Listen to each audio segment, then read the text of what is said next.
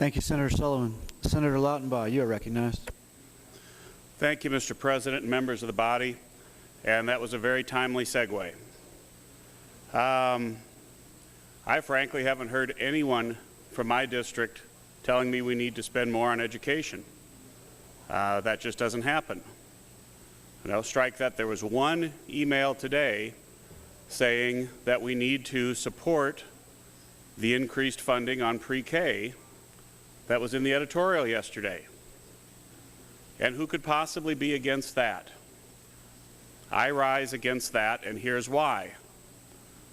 Because as I've said before at this mic, you are wasting your money on pre-K if you don't get post-K in order. And we are not getting post-K in order.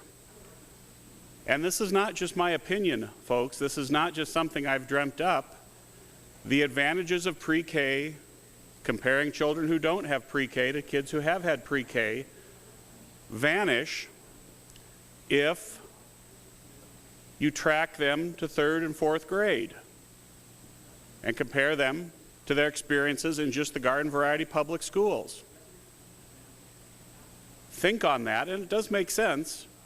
If you do not continue with quality education, you lose the advantages of pre-K.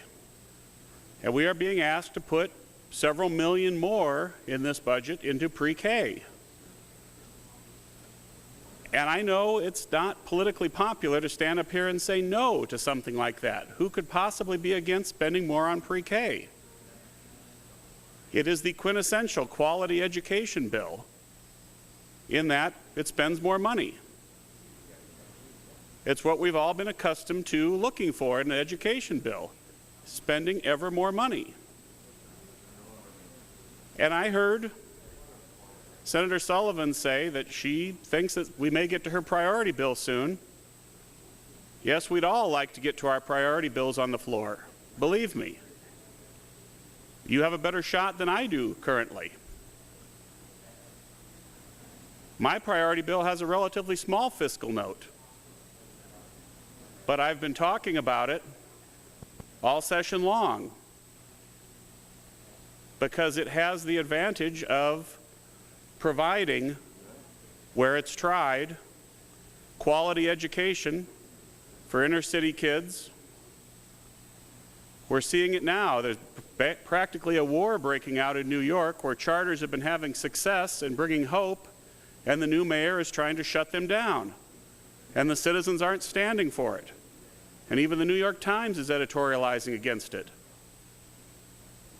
We're one of 8 states that do not have charter schools. We know what works now. And I have to look with a certain cynical eye when I hear that we are going to have focus groups and more studies and come up with mission statements and whatnot. The thing that bothers me is that we do not find ourselves in a unique situation here in Nebraska. We are not the first state with children. Every state has children. And we cannot colorably call ourselves pioneers in education. That would be laughable. Certainly not in education reform are we pioneers by any reasonable measure. And now we're jumping on the pre-K bandwagon because everybody knows that's where we should spend our money. 1 minute. Senator Harms said those are the most important years, 1 through 5. We cannot write off 6, 7, 8, 9, 10, 11, and 12, however. And in parts of my district, we seem content to do that, whether we admit it or not. I'm tempted to ask for a gavel. I didn't, but I was tempted to. But I'm sorry, this is important to me. We cannot embark on a new and expanded pre-K program if we're unwilling to do whatever it takes to put our house in order regarding K and beyond. And for some of us, at practically a cellular level, we are unable to embrace reform and embrace new ideas.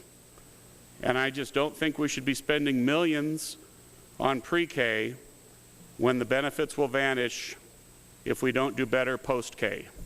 Thank you, Mr. President. Thank you, Senator Lautenbach.